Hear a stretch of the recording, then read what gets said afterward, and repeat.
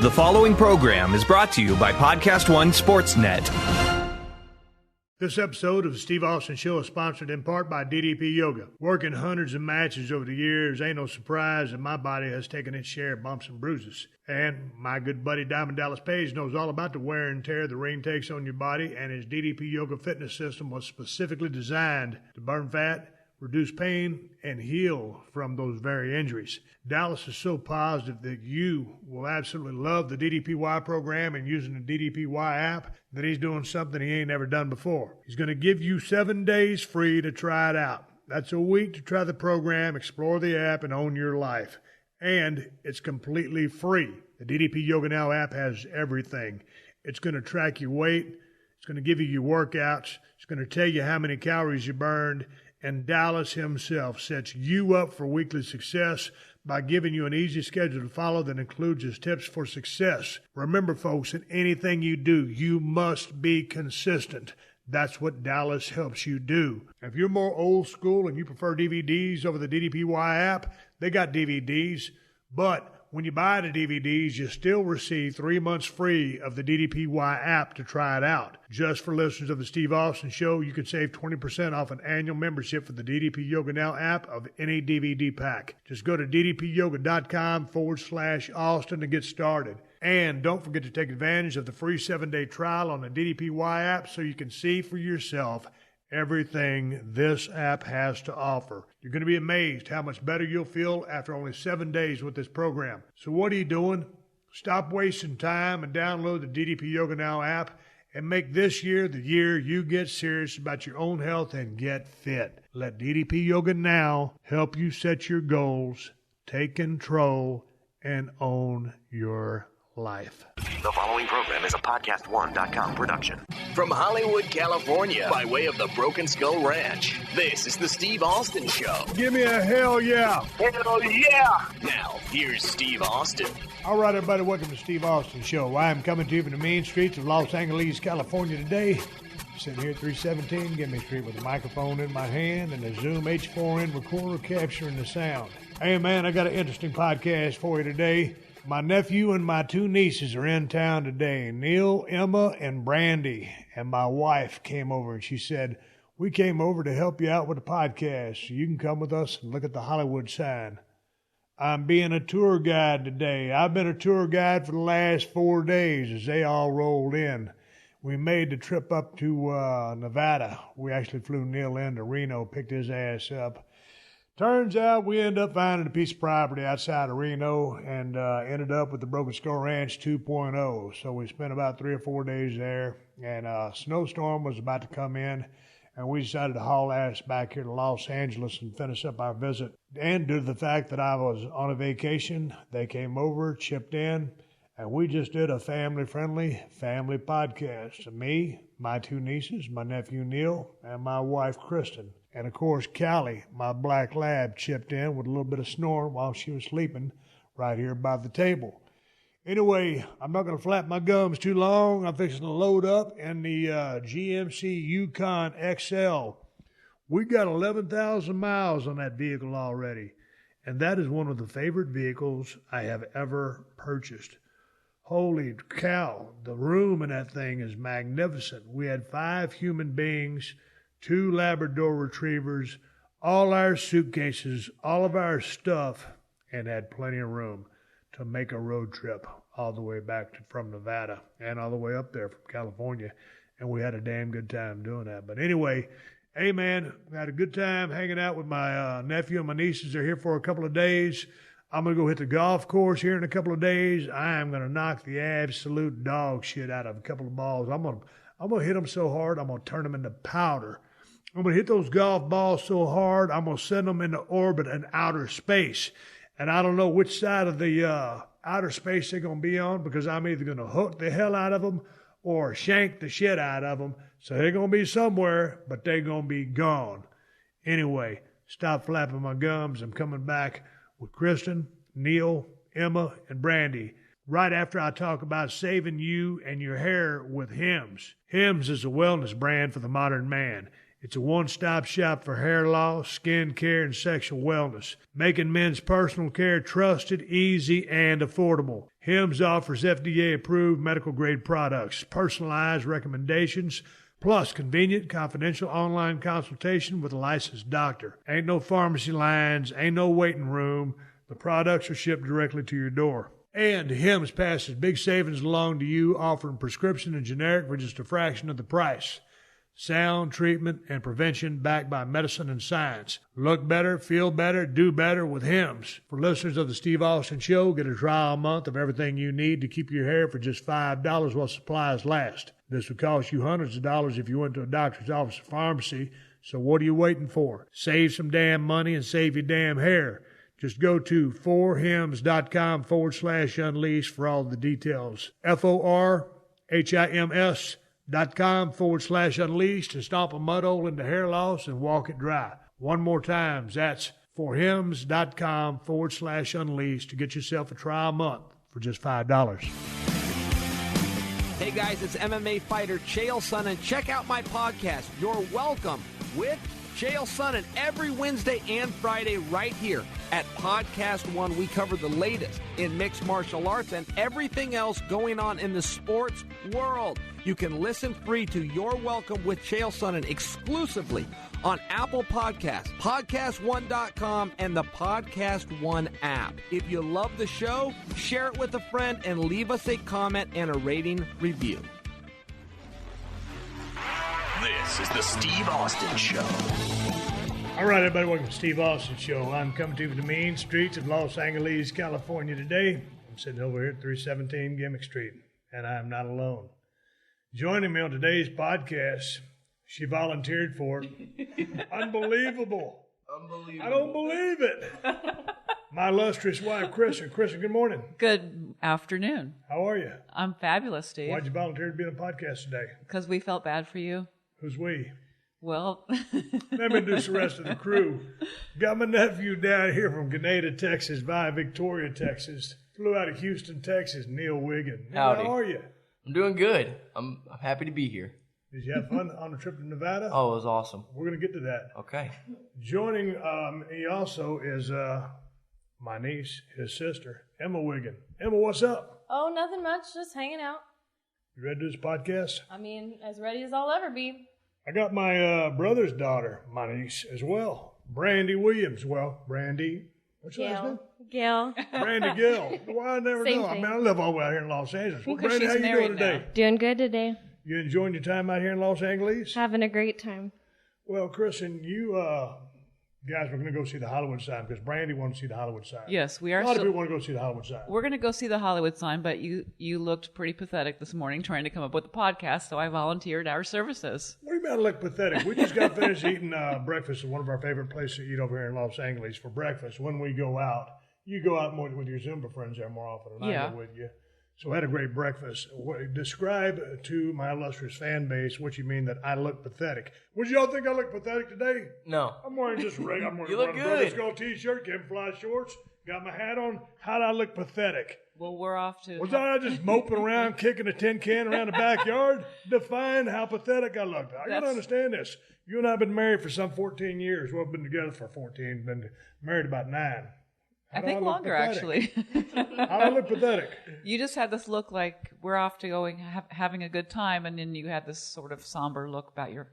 Well, I was trying to rustle up a podcast, and because we were spending a couple of days in Nevada, I didn't prepare for today's podcast, so I was trying to go through my same things. I go through my phone, I go through my emails, I go through Instagram. I tried to come up with something.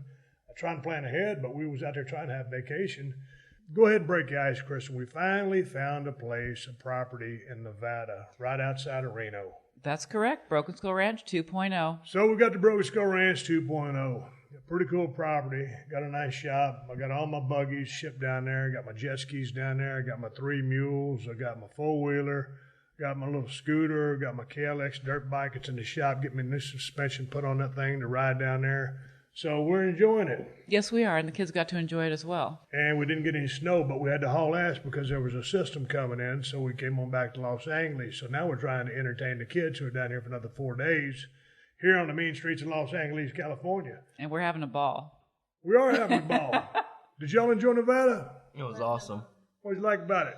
Well, okay, so I live in Texas, like you said. And when you look out your window in Texas, all you see is flatland. You don't see anything else. You see row crop, corn, that's about it. So when I landed, this is my second time ever being on a plane. So, of course, when we were descending down to Reno, my nose was stuck up against that window so hard. And I was just staring at the mountains and seeing everything I could. And it's so much different. It's crazy to see the difference in the terrain compared to what I'm used to, what I've seen the whole life, and then coming out here to, see those mountains.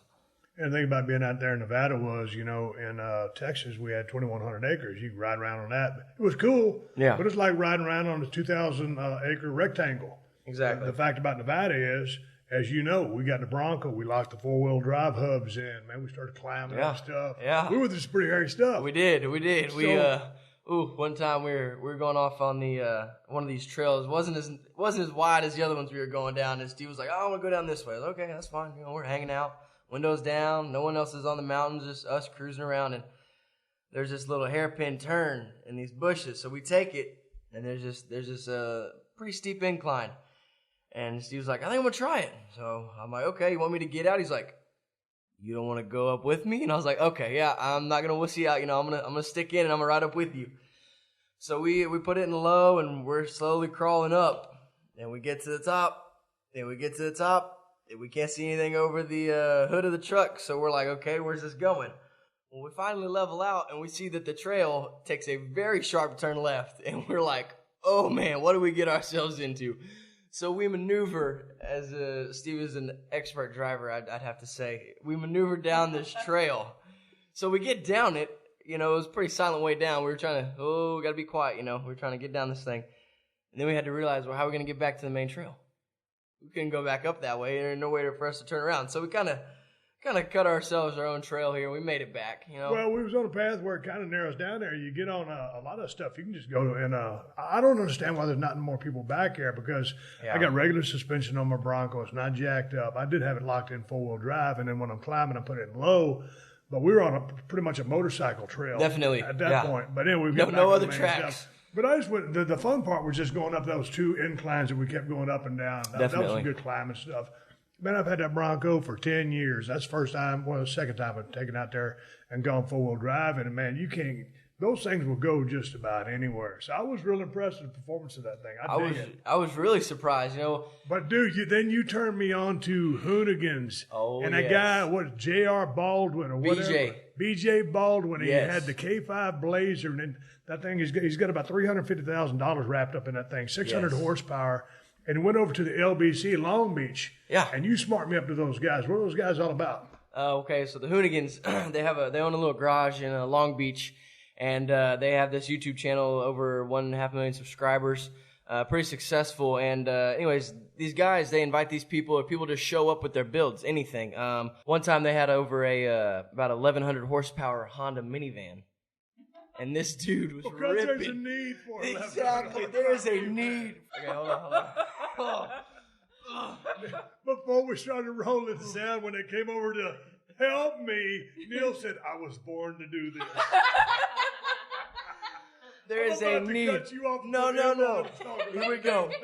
Yes, Steve, there is a need for an 1,100 horsepower minivan. It's family transporter. I'll tell you what, if that lady's driving that thing and dropping her kids off, they ain't never going to be late to soccer, tennis, school, whatever. Exactly right. Probably she got to have a hard time keeping tires on that damn thing. Oh, man, yeah, that's another thing. It was a real cool channel, so you got me turned on to it. And, dude, one of the most impressive builds was, what was that? Was that a 72 Javelin that they added 6 inches to? Yeah. AMX. Mm-hmm. But, man, that thing was awesome. It was incredible. So I want to go down and check them guys out. Yeah, definitely. I want to do something like that, but I don't want to spend $350,000. But, dude, that guy put on a clinic because he's got about I don't know, how big was that area? Maybe 50 yards long? That's maybe 3 yards wide? Yeah. And he put on a clinic. He did. That's a driving son of a bitch. And he brought his full-size trophy truck, the one he tours and he rallies.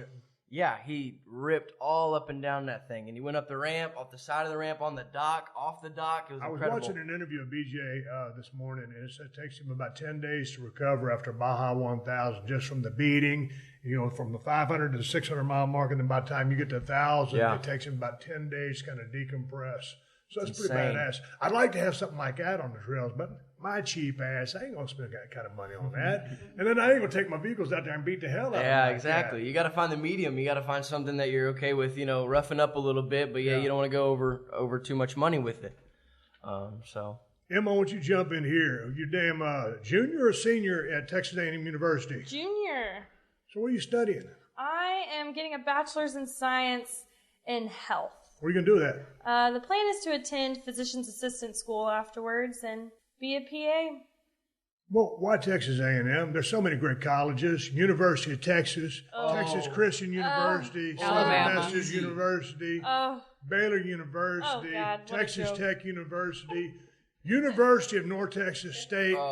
Do you my know alma mater, every college Texas. in the state of Texas? What's up with A&M? So when I started looking at colleges when I was in high school, I was immediately drawn to Texas A&M. I'd been to their campus a couple times for different things like cheerleading and stuff like that in high school, but what I loved was the family sense that you got there and their traditions and how deeply rooted they are in their original values.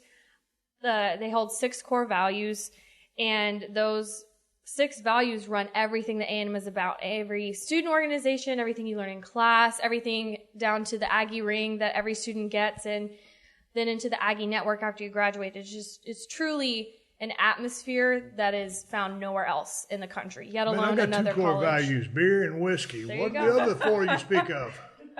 Oh, yeah, tequila, vodka, More tequila. It's more tequila, more vodka. So what are you going to do when you graduate? Well, my plan right now is to work a year before I head on to more school. I'm needing a break, but I'm going to work for this neat little organization called the Global Health Corps, started by one of the Bush daughters, actually. But they send young professionals like myself who've recently graduated school, and they send us to some pretty remote areas across the world to just serve in whatever capacity we can in the healthcare field. So providing health education, on-hand clinical practices, whatever they need, that's what we provide. So yeah, but you also do a lot of work, as does Neil, with some of these kids that aren't so fortunate. Yeah. So I work a lot with children with special needs. Both my brother and I have had the privilege of working at a summer camp in Texas that specializes in working with kids with special needs, and I've had the privilege of being a private caretaker for a young boy in College Station who suffers from cerebral palsy. So he's wheelchair bound, and he's got 100% hearing loss, completely deaf in both ears. So I would take care of him after school. We go hang out at the park, do some physical therapy, stuff like that. I mean, Neil and I both, we just have a huge, huge hole in our heart for kids, especially those with special needs. Man, they're just so awesome. What originally got you involved in doing that, or your interest in doing that, or the compassion for it? Really, I've always loved kids, and especially as, a young high school girl, your job options are pretty limited. I started babysitting a lot, and I loved being around kids. I love the innocence that they see the world in. I just think that seeing the world through their eyes is really valuable. And so I was in high school and summer was approaching, and I just really thought, like, man, I want to do something valuable with my time. I don't want to sit around and sleep in all day and just waste some valuable months of my life when I could do something worthwhile. And so I do it all the time. You've earned it. You're older than me. Boy, that was a polite shot. Wow. Go ahead. I'm Southern. I have manners. No, so I knew a kid that I had known from grade school. His mom ran this camp, and I knew that she did. So I reached out to him, got her email address, and said, hey, if you have any kind of volunteer opportunities, you need me once a week, every day, like, I just want to help. And she said that she had one available spot for a counselor position at this summer camp. And so I applied, and I ended up getting it. And that's how the story goes. I spent 3 years there. My last year, I was a head counselor. So I trained the rest of our counselors as well as our counselor and training staff. And it's a phenomenal place, man. These kids get to come, and for 7 days, they're just kids. They're not the kid with Down syndrome or the kid in the wheelchair. They're just kids. Our motto at the camp is having a difference doesn't make a difference. And we really live that to heart. I mean, these kids are all together. It teaches them both that they're worthy of having a fun time just as other kids do, but also tolerance of other kids with special needs. Because they're all mixed together. It's not categorized by diagnoses or anything like that. And so, man, it is just a phenomenal place. And some beautiful things happen there. These kids are they've changed my life infinitely. I could talk all day about it. Well, shifting gears back to Nevada, one of the highlights, it seems, of your trip over there was a trip to a rock shop. Oh, baby. The rock garden. That's all I heard about was a rock garden. I'm telling you, I've never had experience with rocks like this before, but I feel like my life has taken a shift for the better. When I landed, they came and picked me up at the airport. I flew in a couple days after my sister and my cousin Brandi, and got in the car, and Emma starts going on about these rocks. So I'm thinking, okay, what does this place look like? I started envisioning this shop. It's kind of a pop-up kind of shop going on. There's a sketchy woman running it with a couple of rocks here and there. Sketchy? Yeah. No. Define sketchy, because Okay. Emma's not going to jump on the fence here. Well, I'm this ready. is before I met anyone. I'm just kind of making biased opinions already. Sketchy. Okay, the definition of sketchy is worrying. I mean, yeah, sketchy is not trustful. Sketchy, shady. Streets of L.A. Yeah. You better watch that cat. Yeah. Okay, so we go into this rock shop, and I'm walking. Well, we take a second visit to the rock shop. Yeah, the first time that we attempted to go to the rock shop with me, it was closed. Emma was a little let down, disappointed in herself. She was be so calling the hard. lady. Anytime I go to a rock shop and it's closed, I'm devastated. I know. It's terrible. I told her, don't be so hard on herself. But the funny part was Emma actually got the woman's phone number and started calling her. Oh my! Yeah. We're friends now. That's what this is. The rock lifestyle is a thing. It's great. So the whole purpose of this is not just some rocks that you find in the street. These are some crystals, some gems, different things, different kinds of quartz and minerals and stuff So like what'd you end that. up buying? So I left there with a couple different things. A citrine, it's a really pretty orangey yellow colored rock, and then a couple different quartz. But the reason I left with those is because each of them you could do some research on these, but each of them has kind of a meaning and kind of some energy that they bring into your life. And so like the rose quartz, for example, one of the ones I went home with, and Neil can't say anything because he got one of these for his little girlfriend back home. What can I say? I'm a gentleman. But it's said that the rose quartz brings the energy of love into your life, whether that be self-love, love from others, love for others. That energy just brings it on into your life. So I'm holding out. Talk about the first one you picked, and all of a sudden you were drawn to this That rock. was a spiritual moment. So this was what really got me on these rocks. Is I'm looking at the shelf and they're all pretty and whatnot, and I see this one. It just really catches my eye, and so I grab it, and it's this little dark gray colored quartz. Nothing super special about it. And so I go and I ask this shop owner, this lady that's become my new best friend, I ask her, he said, what is this? What does it mean? And she said it's what's called an illustrious quartz, which I'll let you do your own research about it. But the bottom line is that it carries information and only comes into your life to share that information to you from the higher realms. Now, the exact definition of higher realms, I'm not sure, but it sounded pretty neat. And I felt honored that rock, to quote the garden lady, called me to pick it. Pretty good sales pitch you put on you. She did. Wow. I'm really not fully convinced if these rocks really have energy or if I just got bamboozled. But I bought into it, man, and I was really excited about these rocks.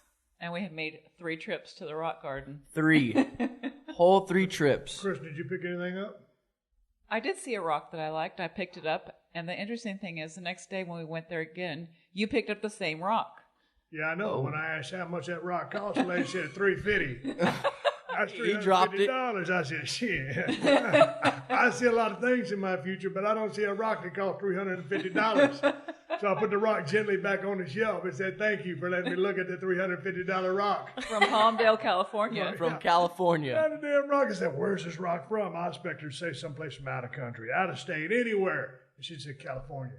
I ain't paying no $350 for a rock, California. I live in California. California's expensive. Rocks are Hey, expensive, I too. can go out. I can go out to the Broken Skull Ranch. It's like that piece of damn quartz I got on the windowsill over. Didn't that come from the Broken Skull Ranch compound in Agua Dulce? I think I threw it away. Did. Yeah, no, that came from the original Broken Skull Ranch. I did? Yeah. We still got it? I think that lady want to buy it from me.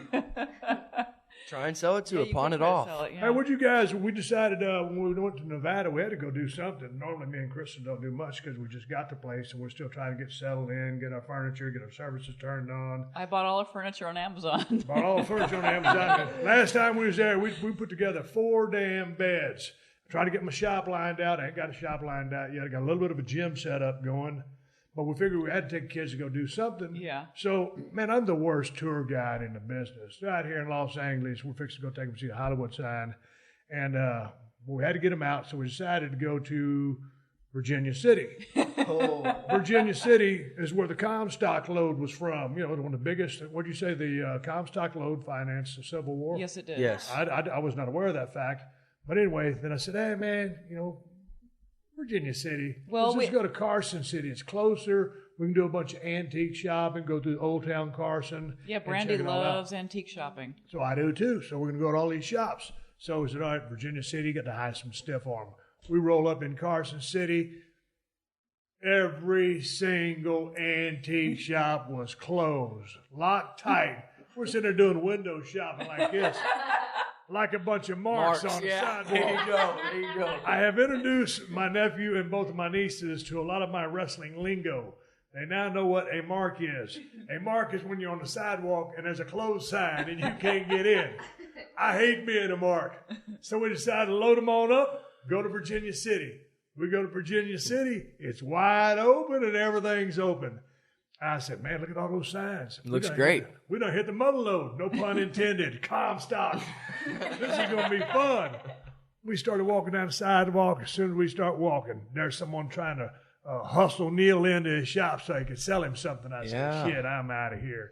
Kristin, you was somewhere. Or Brandi and Emma went down the sidewalk, and I was thinking, man, this place is a tourist It's trap. weird, yeah. I love the geography of it. I love the land. You can see some of the mine shafts and stuff like that. And the history is great. The history is awesome. And the wooden sidewalk with all the hills and valleys in it. I mean, boy, if you got tore up on that thing, you talk about biting the dust. Challenge. I'd have to go get me one of those mouth guards that the UFC fighters wear. So what was y'all's impressions of Virginia City? Well, rolling in, we came from Carson City, so we had to kind of take a windy way up. Well, as we got closer, we started to notice a couple of rundown towns and houses and stuff that looked a little sketchy. But there was a pack of about 12 wild horses right in the middle of the road. That was very interesting. Yeah, we was telling you guys about the wild horses, and all of a sudden we roll up on them. It's pretty cool. It was awesome. So we waited for those to clear, and we start making our way up this pretty high steep road. Yeah, steep hill. We're rolling through it, twisting and curving, and we're looking around. Population looks a little scarce. So we're kind of wondering what people do up here. Well, we make it into Virginia City, and we're all happy as a dog. Oh, look at that sign. Look at this. Oh, yeah, we're good. And everything was open. Yeah, everything was open. Everything was running. There's a lot of people. Great day. And then, like Steve said, it's a tourist trap. I get out, and, I got sucked in. I ate some candy from this bowl. It was wrapped up. I didn't get drugged or anything, but, I went in that store, and this lady, she said, I got some warm apple cider in the back in a to-go cup. And I was like, nope, I'd rather not. So I went for the safe choice and took some candy from her bowl and looked at a couple rinky-dink things here and there, and went on my way to the... Man, I tell you, I wasn't going to drop a name. Man, we went in there and ordered a round of drinks, and the lady brings up all the drinks. She goes, everybody ordered iced tea except Brandi. You got a Coke? Diet Dr. Pepper. Diet Dr. Pepper. And the lady comes up, it's a different lady. She goes, all right, who's the one that didn't order iced tea? So she slid that thing across the table. She dropped everybody else's iced tea on, and here was the telltale sign that I knew we were about to be had. I'll never let this happen again. There was about a 1/4-inch layer of ice in our iced tea. And I was livid. I'm thinking, really? We're going to cut back on the overhead on our ice? There's way more ways to save money than shave the ice off the top of a drink. And then all of a sudden we got 5 straws, and she just throws them down on the table. I'm thinking, dang, someone's having a bad day. We order the food, and then the service there was just not great. I'll say that. What did you think about service, Kristin? I don't want to shit all over these people, but Don't listen to my wife cuss on the podcast. I'm not trying to shit on them either, but I mean, it just wasn't all that. it wasn't all that. And we were just done at that point. We'd already, been turned down in Carson City, and we're trying to make, as you would say, chicken salad out of chicken shit by going to Virginia City and showing the kids around. And we were over it. There was one shining star in Virginia City, I'll say. What was the shining star? Tell us. St. Mary in the Mountains. In this really weird tourist trap of a town, there's a beautiful cathedral. And it's St. Mary in the Mountains. And it is a gorgeous, gorgeous church. The architecture was phenomenal. Looked at it over this little viewpoint down that little main drag. And it was a beautiful church. Stuck out like a sore thumb in the middle of all that, all the other things. But it was one shining moment. That was a beautiful cathedral just out there randomly in the middle of the mountains. It was really cool. It is kind of random because you feel like you're in a movie set when you're in Virginia City. Exactly. It's like the Old West. Yeah. So it's just kind of a weird feeling. So then Kristin gets on the iPhone and says, hey, man, the weather's going to take a change, and we need to get our ass back to L.A. because it's fixing to come ice and snowstorm. Yep. So we left a couple of days earlier than we were going to. Coming on the way back, we stopped in Bishop, California. We always stop in Bishop, California to go to the Shots Bakery to get some get the hot pastrami sandwich if you ever go over there, and then get you a bunch of glazed donuts, some apple fritter, and a cinnamon roll. Well, you just started adding the donuts into our trip. We've never done the donuts. We've only just done sandwiches. Yeah, man, Neil, talk about some love for that 1955 Chevrolet Cameo pickup truck. Oh, my goodness. Ground up, frame off, restoration. Yeah. The restoration costed $83 large. They were selling it for $72,000, and that thing was in pristine condition. We pull up to this bakery. Mind you, we look like the Griswolds, okay?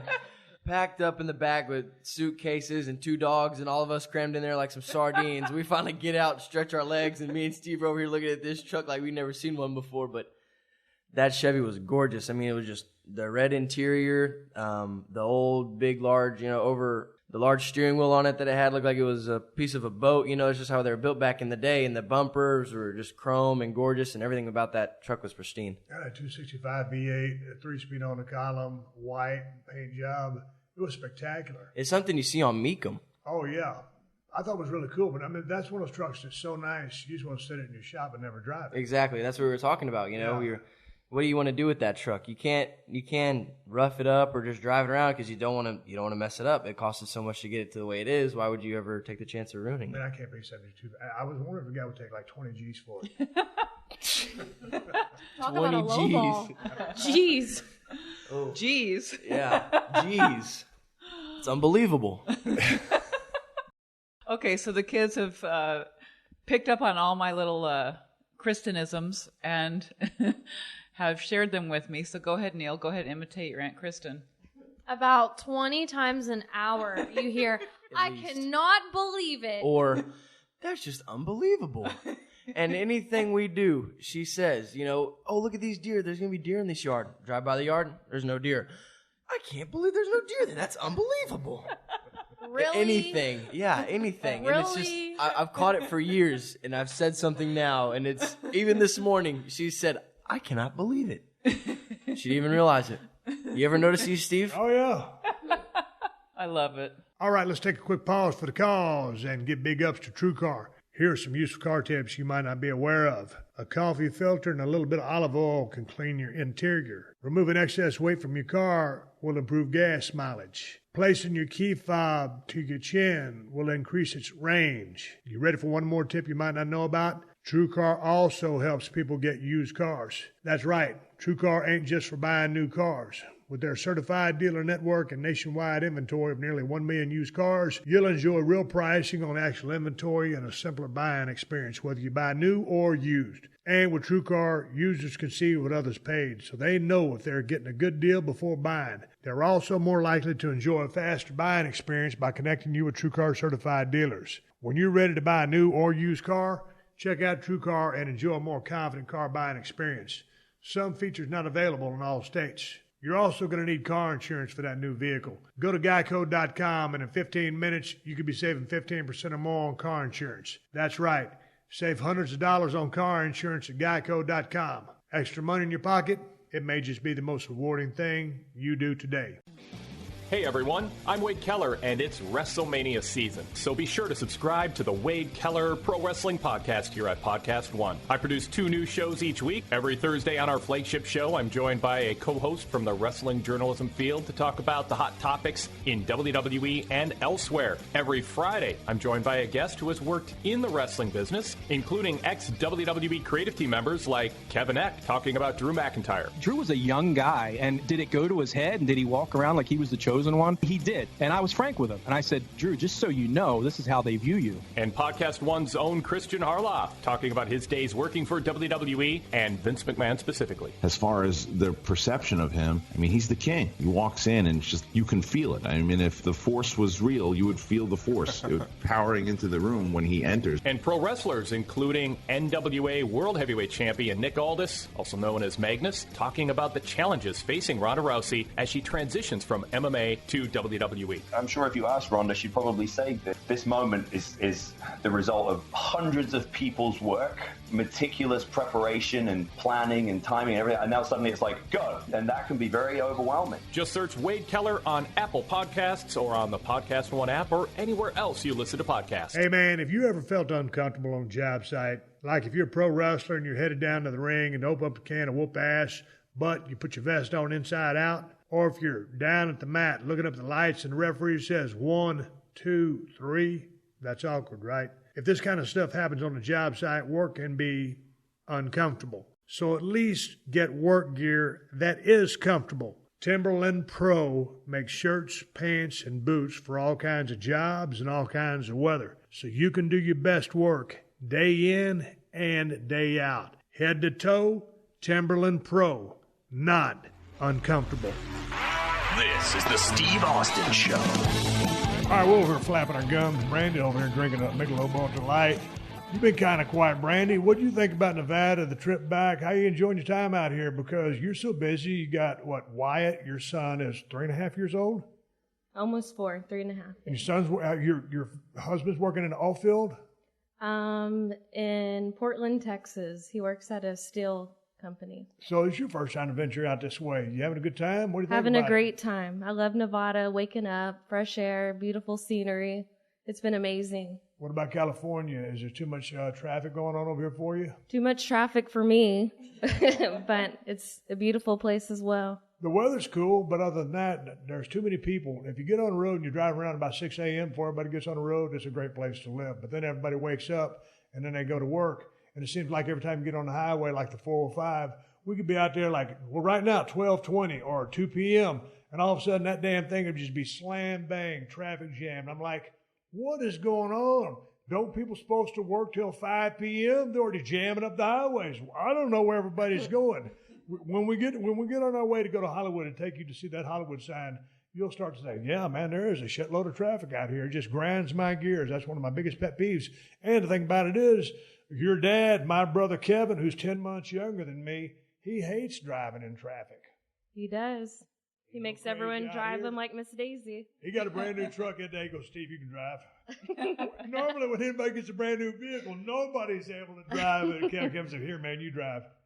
He don't like to drive. How long has he been doing that? Because it wasn't like that back in the day. He drove everywhere. Of course, he was chasing women back in the day. Yeah. I guess that was the difference.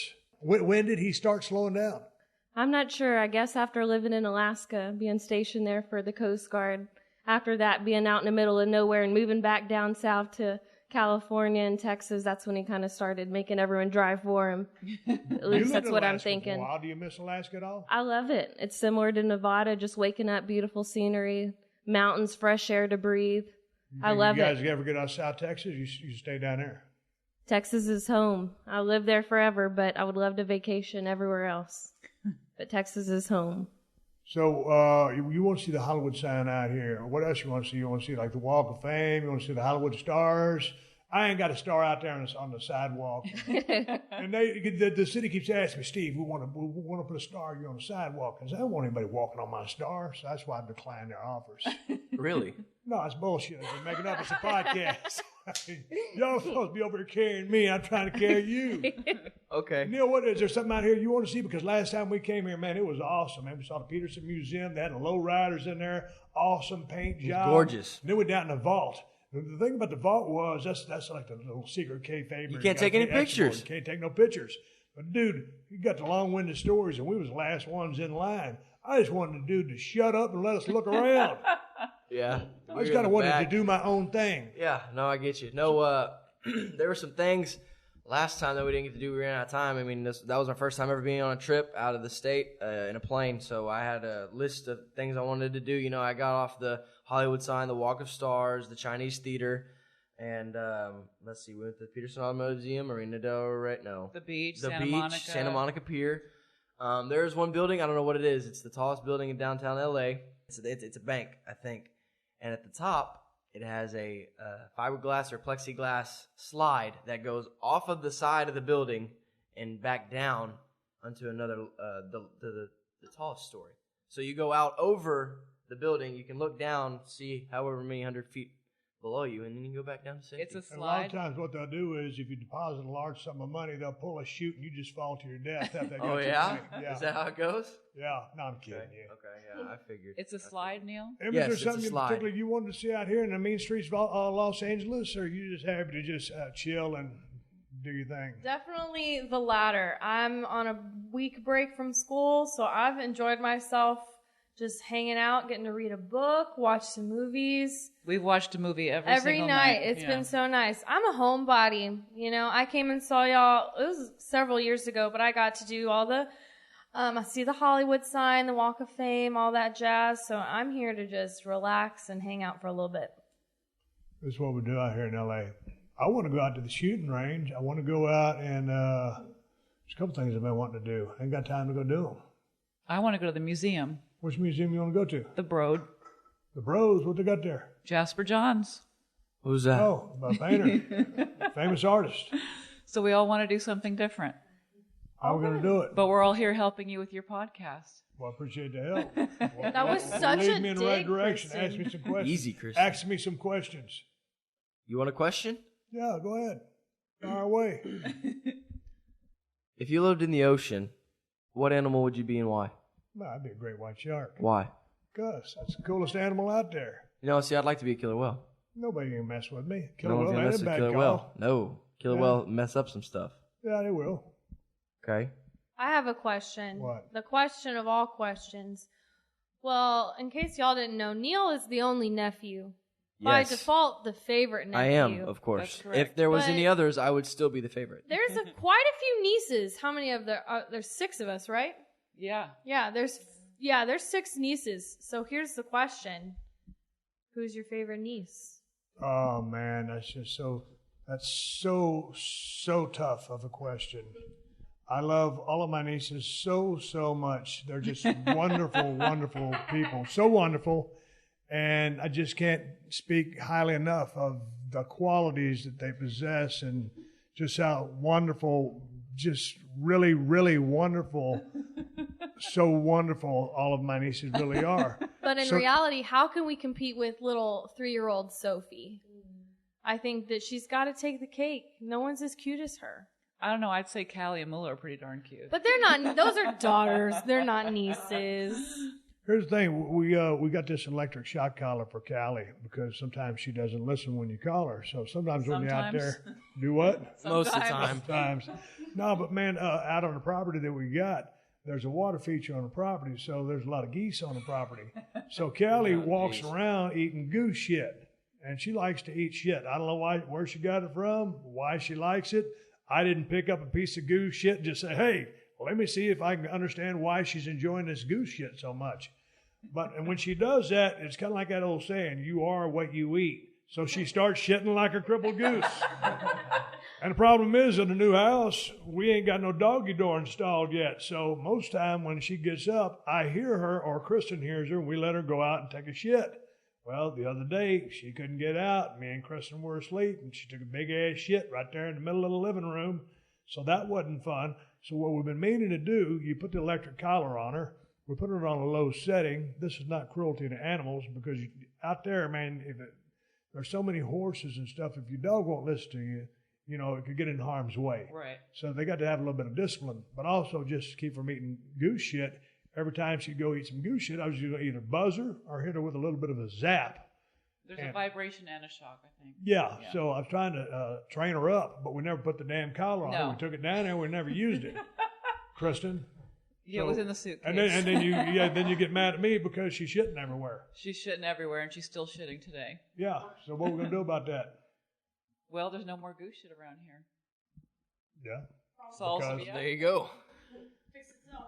We forgot to talk about the afterbirth. Oh, Jesus.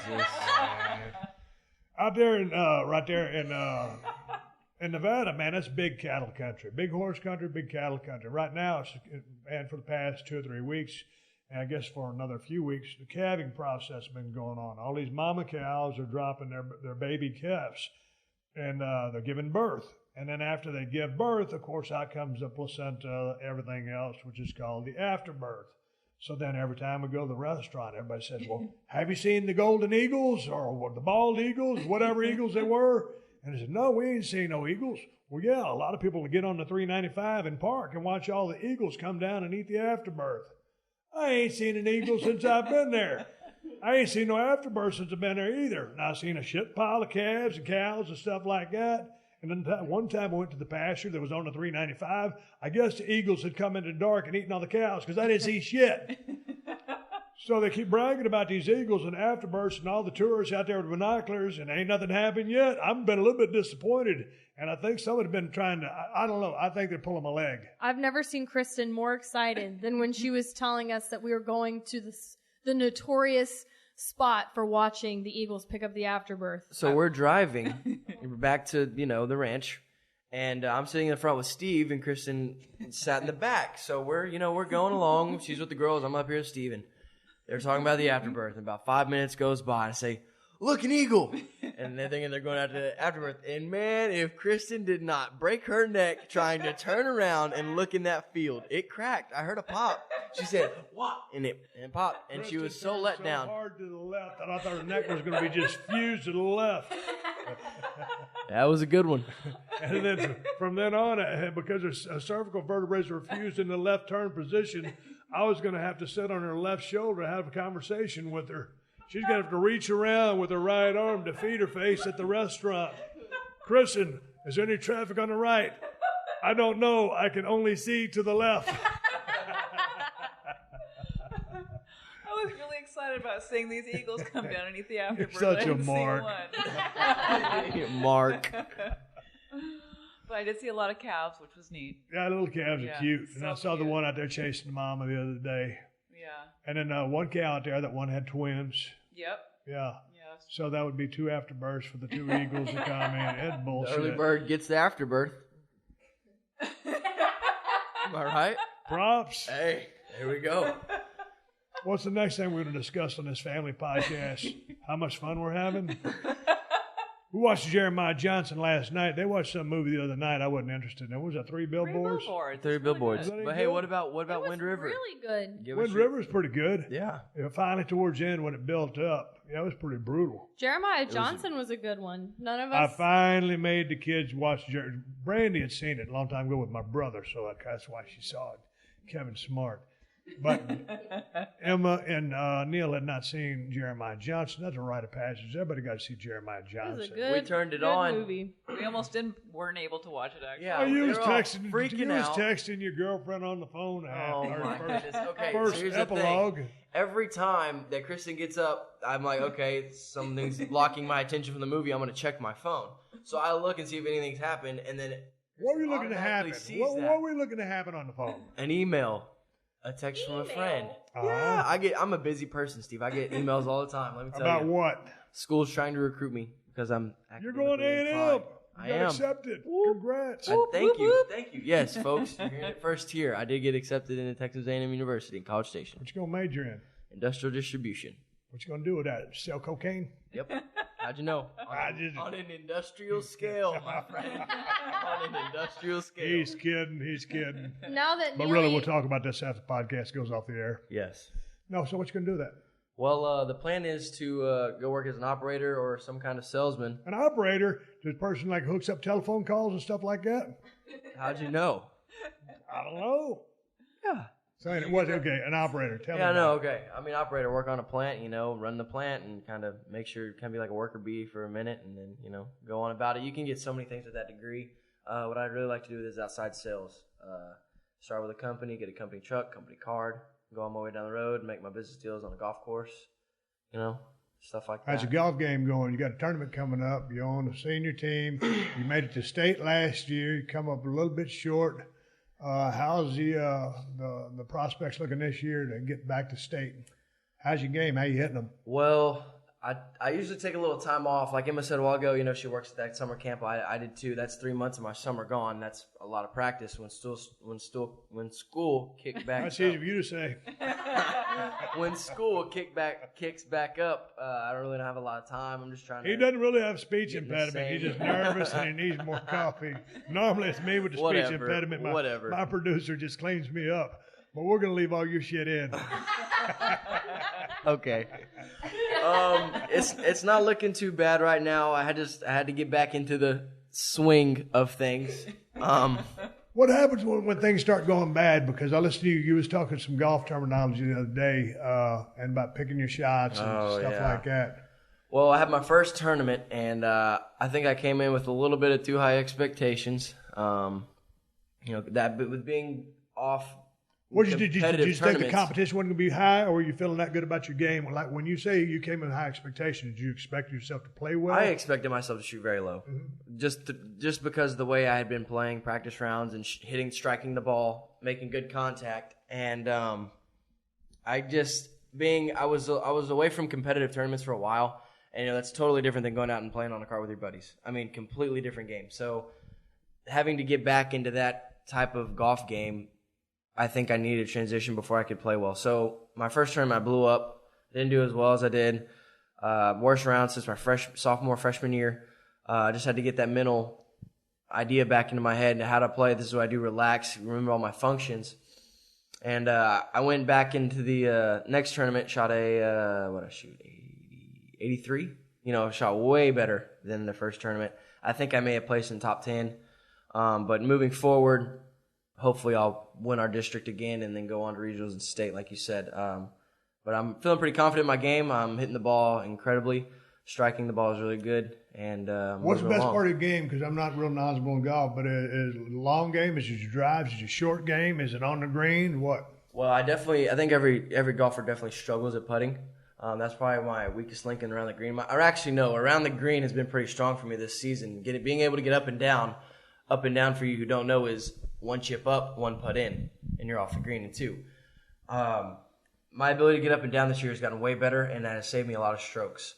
My drives, if I can get a hold of them, they're going 280, 290. I'm slinging them. But it's just my swing. I have a kind of a weird swing. I don't go all the way back. I have a 3/4 swing, which increases my swing speed on the way down because I want to hit it straighter, and it's a lot of mechanical stuff that you got to see. Why don't you go full swing?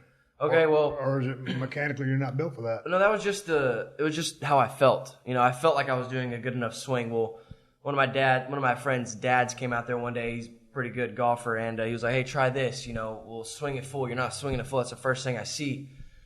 So I was like, "Okay, yeah, I might." I don't really take any advice from other people. I don't trust anyone with my golf game other than my pro that I go to in Victoria, and I was like, okay, yeah, you're right. I'd noticed it over the past couple weeks. All my friends have been telling me about it, and it's a weird thing. Not everyone swings 3/4. Everyone usually has a full swing. And I knew that was one thing I needed to fix. So I was like, okay, might as well do it now. I'm going on a spring break. I have no tournaments coming up. I have time. I can tune it out.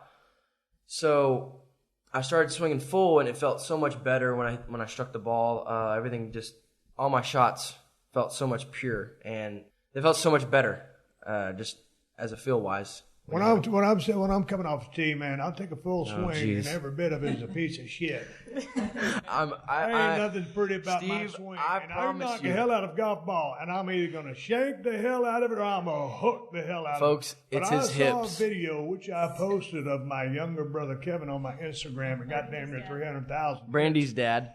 I think he's hitting the iron, or it might have been hitting a driver, but man, he hits a damn tree and goes into a couple of cuss words.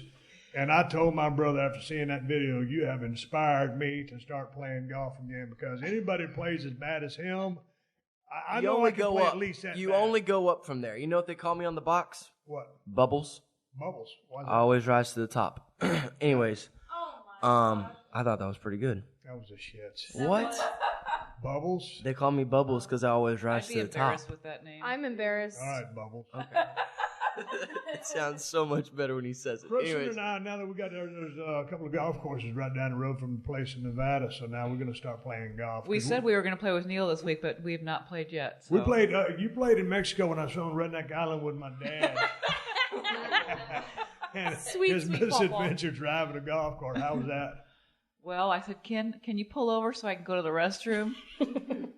Well, he didn't believe in pulling over. He believed in pulling right up to the restroom. So he took the sidewalk with the golf cart that was not made for a golf cart and squeezed the cart in so I didn't have to walk very far to the restroom. Don't No, forget but you that told before him, you you got said- to the sidewalk, You you said, had to go over the "Ken," greens. You said, Ken, I don't think you're supposed to drive the sidewalk, drive the cart on this. What he said. Oh, honey, it'll be fine. And then we get to the greens, like Emma said, and he's on the putting green with the golf cart. I'm like, we're in Mexico at a resort. I'm a little nervous. Yeah, it's only what was it, the Hyatt? It was the Four Seasons. Four Seasons. Four Seasons. And Ken's riding all over the golf course. And then we get to the one hole where you have to hit the ball across the ocean on this little like island part. He said, honey, let's just skip that one. And that was the best hole on the whole golf course. He wanted to skip it because it was a little too complicated for him. You know, you think I should get some golf lessons or should I just wing it? You got a golf pro. I don't think you need a golf I think I need instructor. I think you need me. Steve, if you give me a day with you and your clubs and your swing, I guarantee you I can have you hitting them straight. I promise. No, you said you want to hit it. You hit them left and right. Yep. It's on your hips and on your wrist. You're either not following through all the way with your wrist or you're opening your hips too fast. There's a lot of things I don't follow through on. My swing is one of them. Trash, poop. Man. My wife could sit there and get a laundry list of things I don't follow up on. I've been doing pretty good though, right? Yes. Were you happy with the driving performance I turned in on the way to Nevada and on the way back to California? No. I was happy with the end result, and that was getting to the destination safely, but I was not content with the speed limit. I will go 90. I think 94 was the top speed I hit. And she'd say, Steve, you're going 93. I didn't know. He looks down at the speedometer, or he'll say, I know. I think I was the only one noticing the speed. Oh, no, I Well, I was. think everybody else is happy to be hauling ass and going Yeah, home. definitely. I wanted to be out of the was Denali, asleep for packed a up like the solid Griswolds. I 90% wanted to of the go. drive. What's that? I was asleep for a solid 90% of the drive, so I didn't I care don't know how how you fast sleep you so were much. going. I have no idea how she sleeps in cars. Until I opened up the trivia game. Oh, yeah. Oh, we had us a nice round of car You trivia. crushed us on the movie trivia. I did. Me and Neil about 50-50 on car trivia. But then I get mad when I lose because I'm a sore loser, especially when I'm getting my ass kicked by a 21-year-old. I should know these answers. I don't know. I don't couldn't remember know. none of them. Hey, movie trivia, man. I wish we'd put some money on it. I would have You did pretty cleaned good on the shop general with that. stuff, too. Oh, yeah. My brain is full of useless information. What do y'all do for kicks over at Texas A&M University? Well, it depends on the time of the year. Most of the time in the fall, every Saturday is Aggie football, and there is absolutely nothing in the world like Well, Aggie tell me football. your thoughts on the Jimbo Fisher hire. You know, I was a Sumlin fan, so I was sad to see him go, especially when you think before Sumlin, our seasons were looking like 12-2, 12-1 sometimes. I mean, and then Sumlin took us to an average of about 8-5. So I was happy with that, and I was sad to see him go. But I think Jimbo's going to do great things. I'm excited to see what he does with our program. Very interested to see, since we just hired him, what he's going to do this upcoming season, because we've got some pretty tough competition in our first couple of games. So We go Clemson, Bama, back to back. It's going to be a rough one, but So- if anyone can do it, our boys can. We will see. Now, along with Jimbo, we've hired a bunch of pretty high-powered people from, I know, Memphis. We got an offensive coordinator from Memphis, I believe, and some other good, solid coaches. I don't think this year will be as hot as the upcoming years. I say in 3 or 4 years we're going to This make is definitely a playoff run. growth year. So what do you think about Tom Herman going into second year at University of Texas? I don't know. I just don't pay any attention to UT. They're not worth TU. They're not worth my time, man. TU. Well, where's all the hate for the burnt orange? Austin is my Let me hometown. Let me tell you something. They're a joke. It's a gag. TU is a gag. Jesus H. Christ on a popsicle stick. University of Texas Longhorns. A joke, a gag. They are a gag. I wouldn't go that far. I'm gonna tell you. Okay, I'm not gonna. Brutal crowd we got. They're not the worst. I mean, I guess, but compared to Texas A&M, man, there's just no competition. That is just a rivalry unparalleled to anything. There have been petitions and riots for them to bring back the rivalry game because that is such a huge part of the culture of both schools. And we still play them in other sports outside of football, but nothing can beat that original football rivalry. So we just want them back so we can whoop them again. Damn. Bloodthirsty. Wow. Hey, Kristin, we were spooling up the other day, getting ready to come back to L.A., and every time we pack up from Nevada, we actually got that place in December. We kept it on the DL. Yep. A lot of things going on. And every time we leave there, I don't want to leave because I'd rather be over there in the middle of nowhere than on the mean streets of Los Angeles. I agree. How are you feeling about making our transition full-time and making that our full-time place and maybe this kind of second place? I'm good with that. I found a Zumba class. So what do you think about what do you dig about being out there? It is like what Brandi was saying. It's just stunning. The mountains are beautiful. The snow, the different changes in the weather. You get 4 seasons out there. You're happy out there because you get to go ride your 4-wheeler on all the public land, and my family is out there obviously, and I really enjoy it out there. I love all the little antique stores, the main streets in these little towns that you go through. Genoa, Carson City, Reno, Spanish Springs, all those little cities. I really enjoy it. Well, I like being out there just because it's so damn peaceful. You ain't got no ambulances, no sirens, no helicopters, nothing like that. Like I said, man, I can jump on my 4-wheeler and put on my trailer, and I got 50 miles of trails to ride in. And the dogs love it. Oh, the dogs love it because we've got a big-ass yard or pasture that you can use the ball thrower, and they got the Callie can actually sprint 80 yards rather than 15 in our front yard. So that's one of the things I like about it. Yeah. And it's just so damn peaceful out there. It is. And I'm not throwing L.A. on the bus. L.A.'s been good to me. It's been good to you. Yeah. That's where we're met, and it's cool, and that's all fine and dandy. But, you know, when you're stuck here in the middle of the city, I'd just rather be outdoors, outside, and, you know, riding my buggies. Oh, and we had some great hikes. I forgot about the hikes. Oh, man. Definitely. Trailheads, man. Here's the thing. Normally when I hear people say, yeah, one of my hobbies is hiking. I'm like, who likes to walk?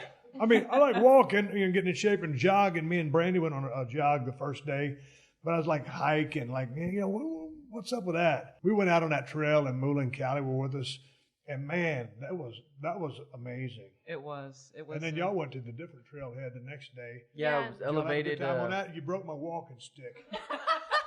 I had that walking stick for 8 years. You know, Neil says, let me tell you. Borrow your walking stick? Go ahead, tell me what happened. Okay, all right. So, like you said, the way I heard it, you almost fell off a cliff, and my walking stick saved you before you snapped the last 10 inches off of it. Not even remotely true. No, okay. Before she throws me under the bus, let me get my story straight. And don't mix in the part that there was a mountain lion chasing y'all. Okay. Because then I'm really going to call bullshit. Okay.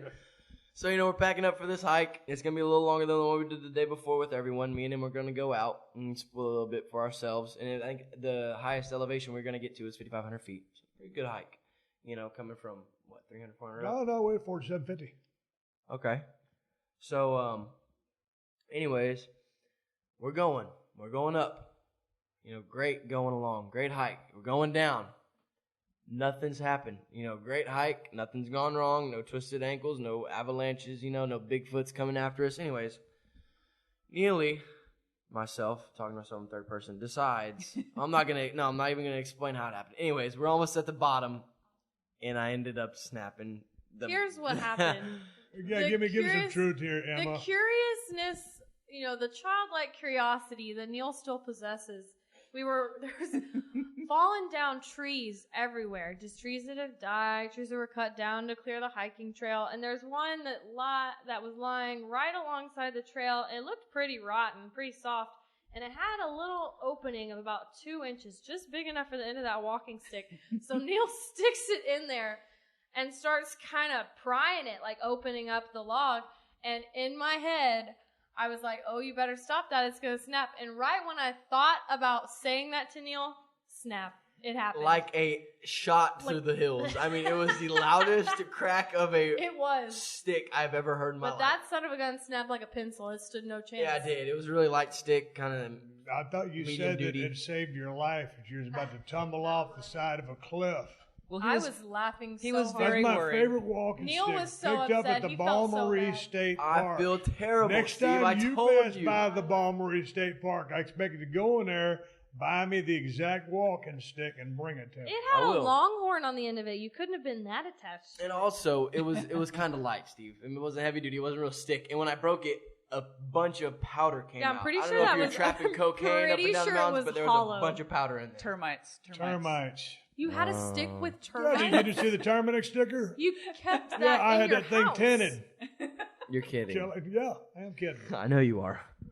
So you owe me a walking stick. Okay. And same length. Don't jip me and give want me the a leather damn, strap it I don't want a too? cane. I want a walking Well, stick. he still has it, folks. The only thing that's off of it is about 7 inches off the bottom, but it is split all the Don't way have up. the same Never leverage. mind. I used to hold it just like that. If like I this was now. to give that, if I give that to a little person, it'll be fine and dandy. Perfect. Yeah, but not for me. So you ruined my walking stick. And the funny thing is he went to grab it after I told him he broke. I guess he forgot, but I put it upside down, so he grabbed the broken part, and the stick slammed on the ground, and he was like, "Really?" And then Callie picked it up and started trying to go through all the doors and everything, and tore the house up. She's trying to I joust. appreciate it. But You're welcome. Emma told quite a different story from the one that I got from you. Well, see, I didn't really tell you any specifics. Did you put any dents in my Bronco when you drove that thing up there? No, I did not. I got Did you compliments. hot rod it? Did you Got put your foot in it? compliments. I He did. didn't drive. Emma did. She drove back. I drove we, on the way. We switched off. Okay. It's such a fun Yeah. vehicle to drive. So he drove to the trailhead, and I drove home from the trailhead. Tell you what, I've never been a fan of those Broncos, and then I started coming around you more and more often, and you got them growing on me. Yeah, I'll tell you, really that's like a 'em. cool car. It's That a is fun a cool vehicle car. to drive. Awesome. So you guys about to leave here on Saturday. List of things to do that when we're doing Hollywood. You've been here before. Yes, sir. You've been in Peterson. Anything else you want? We ate sushi last night. You ate a shit pile of sushi. I did. If you heard the podcast in August, you heard that I had never eaten sushi before, and Yeah. Steve kind of exploited me to sushi. Well, last night I had 2 big old racks of sushi and chicken teriyaki, and I finished them all. Yeah, did you dig it? Oh yeah, love it. Emma, any reactions? You're allergic to like the shellfish variety. Yeah, so I'm pretty limited when it comes to the sushi menu, but I tried some smoked salmon sushi for the first time. It went down like a charm. It was delicious. I really enjoyed myself. Brandi, how was your dining experience? Last night, Yeah, did you dig it or not dig it? I loved it. It was good. Good food. Good place we ate at. Y'all got some places like that down there in South Texas? We do, but I didn't try the sushi, so I'm not sure. I've tried it before, and that's not for me. I've tried it many times. Kristin, how was your deal? Fabulous. I had a veggie tempura roll and salad and tofu steak.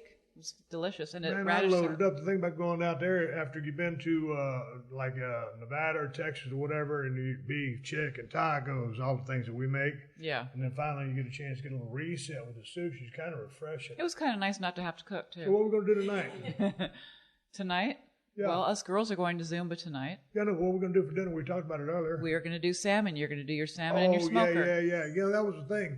I got a big ass Traeger smoker over there, but man, that thing takes so long to get hot. It's a little bit of pain in the ass. Yeah. 'Cause it's for someone who really, cooks a shit pile of stuff.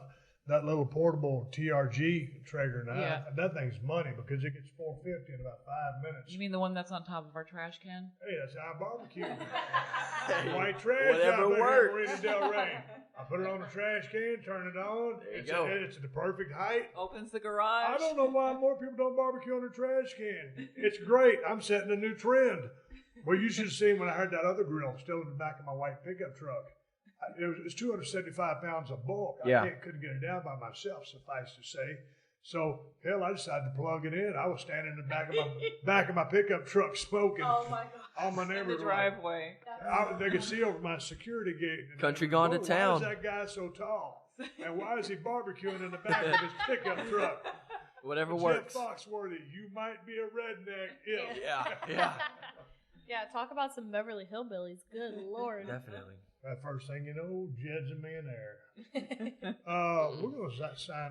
We're gonna sign off right now, and I'm gonna ride off from Sunset. Am I going with you guys on Now the you sightseeing tour? You get to go with us. Check now. your flag. So we will say a Hollywood side. We can go right up to it, or we should go within striking distance. Within of it? striking distance, because you can't get up right to it. Why not? You'd I have know to- people. Let's go. Cost me about could you slip guy a couple $100 bills? Shit, all of a sudden we're riding Hollywood side. Sitting here at 317 Gimmick Street. Callie's over here sleeping. And farting. Finally. And farting. And farting. Goose She's poop. still got some goose shit in her farts. And so it kind of smells funky up in here. Kristin, thank you for having this illustrious idea to gather all these family members Good job, together Kristin. and conduct this illustrious podcast of the Williams/Austin clan. Can you believe it? I can't believe it. It's unbelievable how it worked out. Neil, Oh, geez. good luck in the rest of the golf season. Yes, sir. Thank Oh, you. and you're going to be here a couple of days. We've got to find a golf course. Oh, yes. Me and Neil can go play at least 9 holes on. Or Yeah, go to a drive right range by or my house in something. Venice. Yeah, we'll go do Yeah. that. I just want to go drive range. I Okay. just want to knock the shit out some golf balls. Let some anger out, huh? Yeah. Okay. That's Emma, all right. thanks for joining me here on the podcast. Of course. Thanks for having me. Brandi, thanks for joining me here on the podcast. Thanks for having me. Brandy's the smartest person here. You can make a low both of the line. I'm digging it the Sorry, most. everyone, but it's true. Well, She's an adult. She is my brother's daughter. Making the Williams family proud. We could do a podcast about Kevin and talk for an hour about the bullshit that he does. Neil, you good? Yes, sir. Anything you want to promote? Oh, y'all got social media. Y'all need to drop your Twitter accounts. All right. Well, hold on. Let me get into it. Let me get some dead air real quick. You know what your Twitter name is. Yeah, but I messed it up last time and had some people barking at me. Hold on. Let me see. All right, folks. My Twitter is at NeilWiggin73. Like they know how to spell Wiggin. Okay, yeah. Wigand is Wigand, Wiegand, and you'll find me. I thought Shooter it was- McGavin. Emma, That's you the on name. social media? Yeah, I am. So my Twitter is Emma Dillo, like armadillo, but not quite. I'm Jesus. such a nerd. I'm sorry. But it's at EmmaJane_11.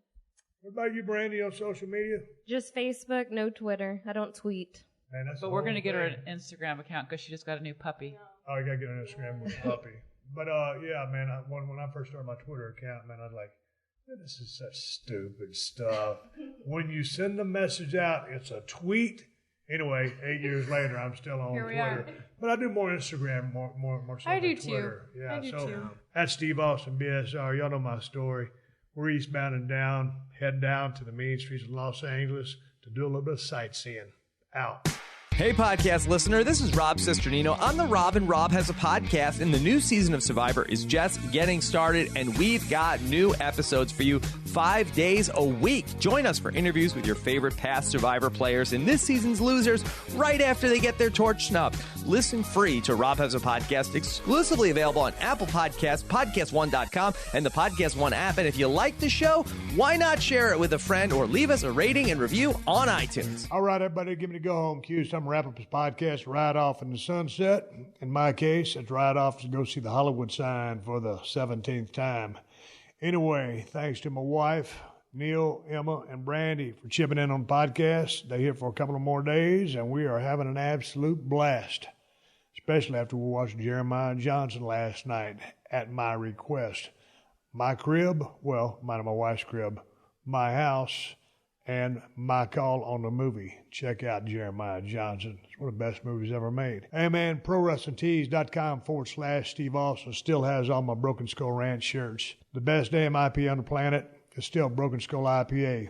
Available to Whole Foods and Total Wines in Cali. And if you don't live in Cali, check InsideTheCellar.com and see if they ship to your state. Pocket knives.